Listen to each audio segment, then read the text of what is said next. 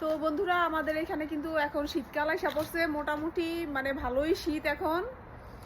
তো আমার হাজবেন্ড এখন ক্ষেত রেডি করতেছে শীতকালের জন্য। সেটা হইলো মানে রসুন গাছ লাগাইবো, রসুন গাছ করার জন্য, রসুন ক্ষেতের জন্য সে আর কি ক্ষেত রেডি করতেছে। তো আমি আপনাদেরকে দেখাই ক্ষেতটা।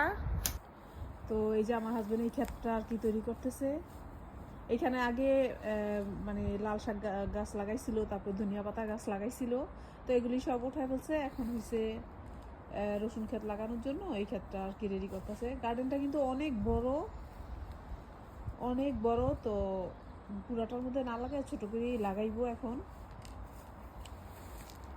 তো রেডি করতেছে, আর এটার মধ্যে গাছ লাগাইয়া একদম মানে ব্যাট দিয়া রাখছে, সুন্দর করে বানাইছে। অবশ্য এগুলি সব আমার হাজবেন্ডই বানায়, আমি জাস্ট ভিডিও করি।